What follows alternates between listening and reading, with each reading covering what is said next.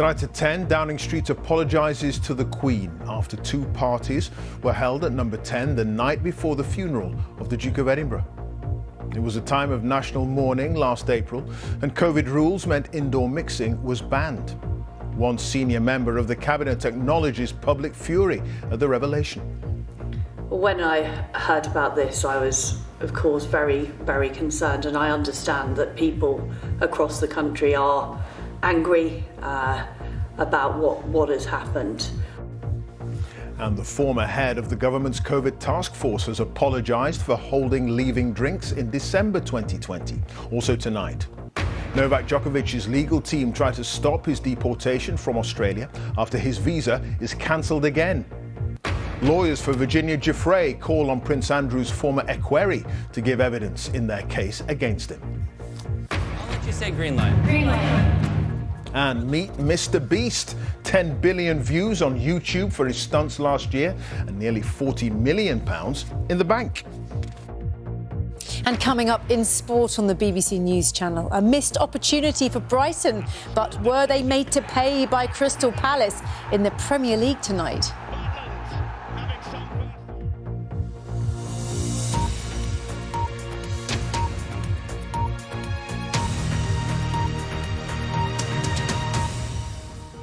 Good evening. Downing Street has apologised to the Queen after it emerged two parties were held at number 10 the night before the Duke of Edinburgh's funeral last April. A spokesman for Boris Johnson said it's deeply regrettable that the gatherings took place at a time of national mourning. COVID rules had meant indoor mixing was banned, but reports suggest there was drinking and dancing at the parties until the early hours. The Prime Minister didn't attend either of them, but the latest disclosures have amplified calls for him to resign. With the very latest, here's our political correspondent, Ben Wright. It was a moment of national mourning, flags flying at half-mast in honour of Prince Philip, the Duke of Edinburgh. But inside number 10 on the evening of the 16th of April last year, two parties took place. There was drink and music at a time COVID restrictions on indoor mixing in England were in place. Restrictions the Queen followed at the funeral of her husband the following day. When I heard about this, I was, of course, very, very concerned, and I understand that people across the country are angry about what has happened. Earlier this week, the Prime Minister did apologise for mistakes that have been made. According to the Daily Telegraph, Downing Street staff were sent to a nearby shop with a suitcase to buy more booze. Number 10 has not denied any of this.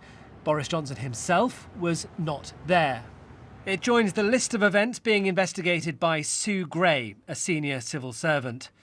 As well as the two parties on the same night in April last year, back in December 2020, we know of several gatherings, both in Downing Street and government departments, including one on the 18th of December, about which the Prime Minister said this. I have been repeatedly assured since these allegations emerged, that there was no party and that no COVID rules were broken. The list goes on, with events in November 2020 being looked at. There was a gathering in the Number 10 garden on the 15th of May 2020 and a Bring Your Own Bottle event on the 20th, which Boris Johnson has apologised for attending. Today's chastened apology to the Queen is the latest twist in a saga that has engulfed Number 10. As new revelations have dripped out, Downing Street has appealed for patience, saying all the facts will be known when Sue Gray publishes her report. But many Tory MPs are livid about the Prime Minister's handling of all of this and the apparent culture inside Number 10. Even a government minister has said things must change. It's not acceptable behaviour. He's apologised, and quite right too, and he needs to change his behaviour going forward, and we all, I think, agree that.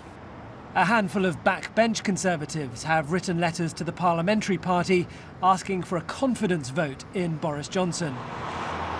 Sutton Coldfield is a true blue seat in the West Midlands. But last night, the officers of its Conservative Association voted unanimously to withdraw their support from Mr Johnson. The constituency's MP is a former cabinet minister. Are you asking for his resignation? I'm not normally a letter writer, but I'm waiting to see what Sue Gray reports. It is of immense concern, and I'm very conscious that in the local community in Royal Sutton Coldfield, people are aghast at what's been going on. Here and across the country, Tory MPs will be sounding out their local parties and voters. I think it's disgusting. They're like a rudderless ship, really. I think it's a vendetta that the media have got. Opposition parties are now calling on Boris Johnson to quit. The Prime Minister allowed this to happen in Number 10, not once, not twice, but on multiple occasions. The culture is it's one rule for everybody else and one rule for us. For a Prime Minister under intense pressure, much hangs on an inquiry that could lay bare whether those responsible for setting lockdown rules repeatedly broke them. And another apology tonight, Ben, this time over a gathering for the former head of the COVID task force. Yes, that's right, Clive. Sue Gray's ever-expanding investigation has prompted one former civil servant to get ahead of the report. Kate Josephs, who ran the government's COVID task force, said she was truly sorry for having a leaving drinks in the Cabinet Office in December 2020 for people who were already at work that day. We've heard a lot of regret, of course, all week from government ministers too. And as you heard in my report, now a minister has come out to say Boris Johnson needs to change his behaviour. For the Prime Minister, this is treacherous territory. One Conservative MP told me today that his colleagues were going back to their constituencies this weekend to face a wall of fury from their voters. Another, that today's revelations were toxic and potentially fatal. There are more allegations in the Daily Mirror tonight about drinks parties at Number 10 on a Friday evening. A Downing Street spokesman said there's an ongoing investigation into the nature of all gatherings. I think, though, at the moment, most Conservative MPs are remaining quietly loyal to Boris Johnson, waiting to see the conclusions of Sue Gray's report before making their judgment. And the Prime Minister certainly hopes it could yet dig him out of trouble. OK, Ben, thank you. Ben Wright there, live at Westminster. Novak Djokovic's lawyers will appeal to a federal court in Australia within the hour to try to overturn a government decision to cancel his visa for a second time over COVID rules. If they fail, the world number one, who isn't vaccinated, could be deported. Our correspondent Shama Khalil has the latest from Melbourne. This is 9 News, live from Sydney. 7 News. Just moments ago, the Immigration Minister has cancelled Novak Djokovic's visa. It's a story that made headlines here in Australia and around the world. For days, Novak Djokovic has been on the court training, and now the government has announced its decision. The tennis star's visa has been cancelled again, and for the second time, he faces deportation from Australia. In his statement, the country's Immigration Minister Alex Hawke said, "Today I exercise my power to cancel the visa held by Mr. Novak Djokovic on health and good order grounds, on the basis that it was in the public interest to do so." The Prime Minister, Scott Morrison, said the sacrifices Australians made throughout the pandemic should be protected. Mr. Morrison's government has faced heavy criticism for allowing the unvaccinated player into Australia in the first place. while the country struggled with a spike in COVID-19 case numbers. I think it was a pretty mess up that they did, but now I think they corrected the way. It's unfortunate that Novak won't be playing the tournament. It's a pretty big loss. Yeah, I think if everyone else has to follow the rules, why can't he? And obviously he thought he was above it all. Andy Myrie says the controversy has been bad for the sport.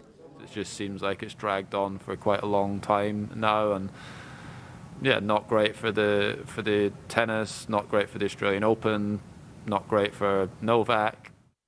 His former coach, the multiple Grand Slam winner Boris Becker, said this story has become about more than just sport. He's only a tennis player. We're all just sportsmen. We're not politicians.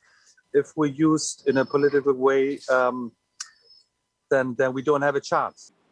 The world number one is still fighting to defend his title here. Whether or not he'll be able to play, the Australian Open will take place under the shadow of a controversy that has gone way beyond tennis. Well, I'm outside Novak Djokovic's lawyer's office where he is expected soon. He was interviewed by immigration officials earlier, and he is expected to be accompanied by Border Force officers as well. This is essentially him being detained. He will be allowed 4 hours here for a court hearing. This is a federal court, a higher court with a different judge. Once again, the government has decided they want to deport Novak Djokovic. Once again, it's up to a judge whether or not he stays or goes. He will then be accompanied to an immigration detention hotel, possibly the one that he had stayed in before. But now this Australian Open, 2 days away, has turned from a sporting highlight to a point of contention politically and diplomatically.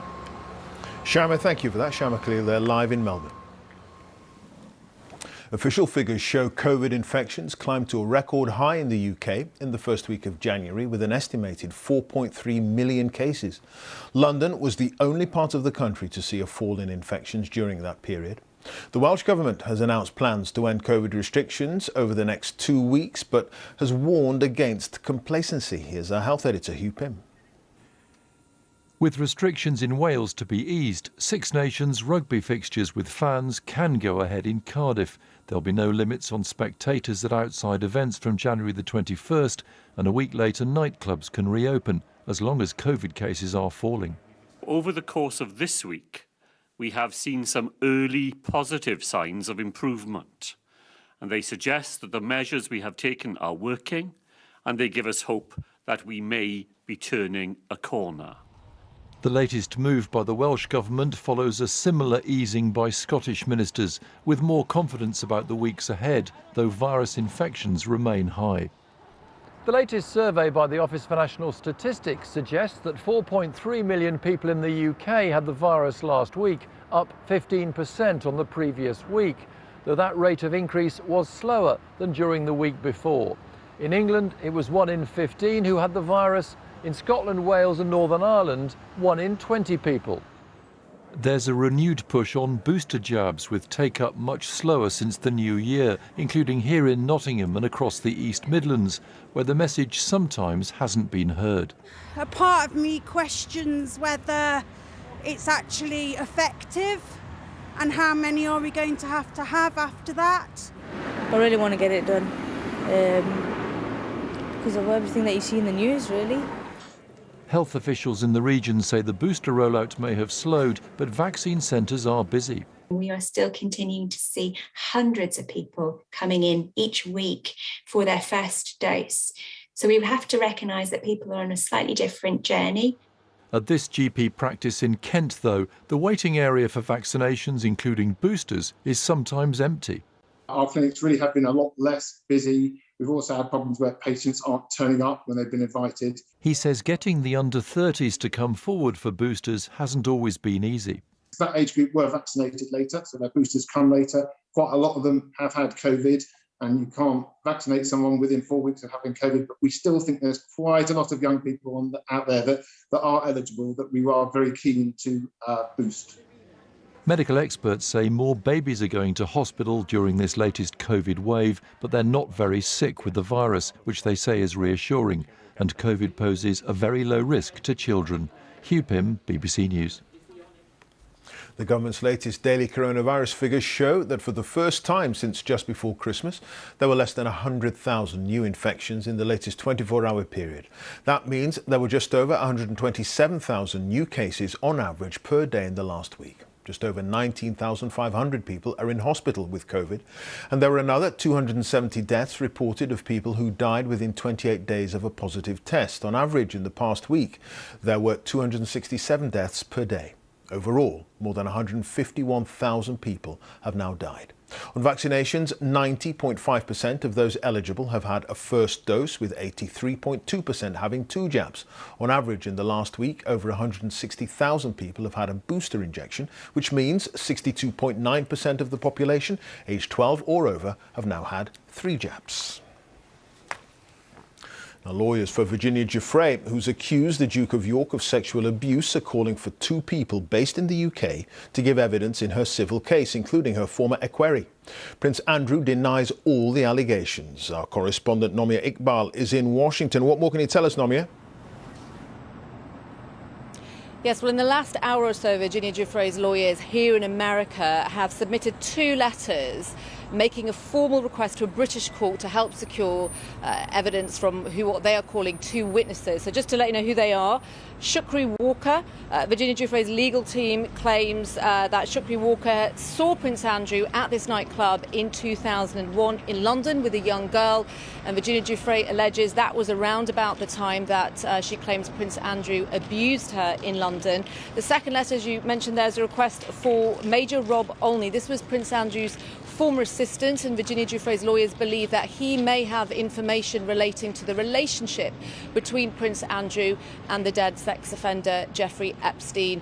Prince Andrew's lawyers have always said that this is a marathon, not a sprint, but more pressure on Prince Andrew this evening. OK, Nomia, thank you. Nomia Iqbal there in Washington. Business leaders are urging the government to lift the work-from-home guidance in England amid falling rates of COVID infections. The advice was first announced just before Christmas to help combat the spread of the Omicron variant. The Health Secretary, Sajid Javid, has already said the country is leading the world in how to live with COVID. Here's our business editor, Simon Jack.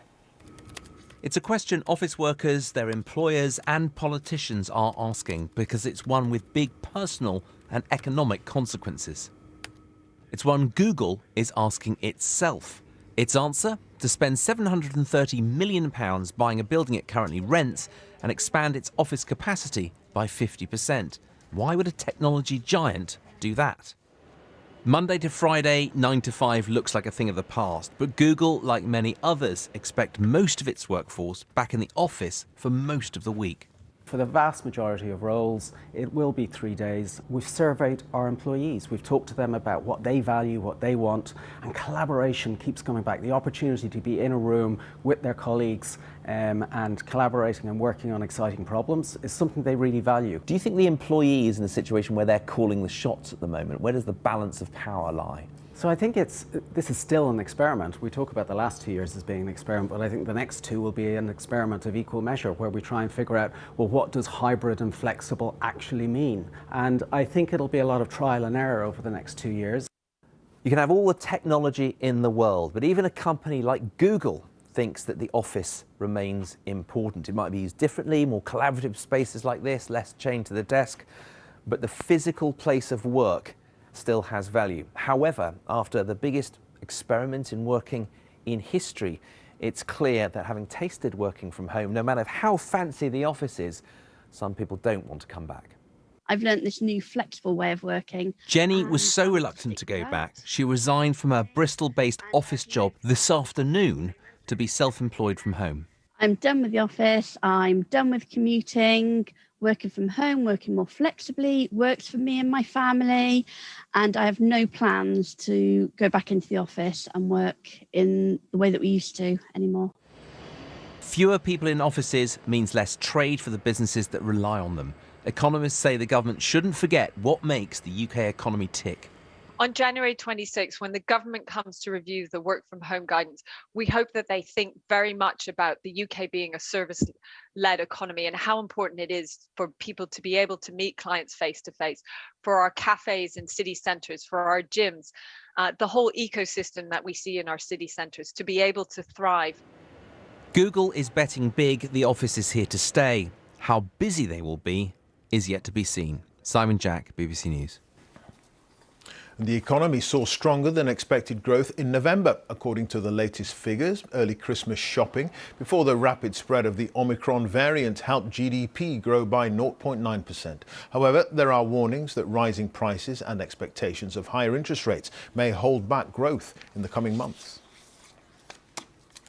Vigils have been held across the island of Ireland in memory of murdered teacher Aisling Murphy. The 23-year-old was attacked on the banks of the Grand Canal in County Offaly on Wednesday. Events took place at dozens of locations, and the Taoiseach, Michael Martin, says Ireland is united in solidarity and revulsion in the killing. The authorities in Kazakhstan say recent violence on the streets, which is said to have claimed dozens of lives, was an organised attack on the state. They've blamed the unrest on armed extremists who they say were trained abroad. However, there's growing evidence that a power struggle within Kazakhstan's ruling elites may have fueled the violence. Our correspondent Steve Rosenberg reports from the country's biggest city, Almaty. In a country the size of Western Europe, there is one question people are struggling to answer. Why? Why was Kazakhstan rocked by violence? The worst unrest here since the fall of communism. Outside the morgue in Almaty, they're queuing to collect bodies. Dozens of people are thought to have been killed in the clashes. Gusinar's brother, Renat, was missing for a week. She now knows he's dead. So many innocent people suffered because of someone, Gusinar says. Those who made us cry should be punished. Why did they do it? In other words, why did peaceful protests over fuel prices suddenly turn violent? The authorities claim the protests were hijacked by terrorists, including foreign-trained militants, but they've presented little evidence of that. The president of Kazakhstan says constitutional order has now been restored, the threat to his country's security averted.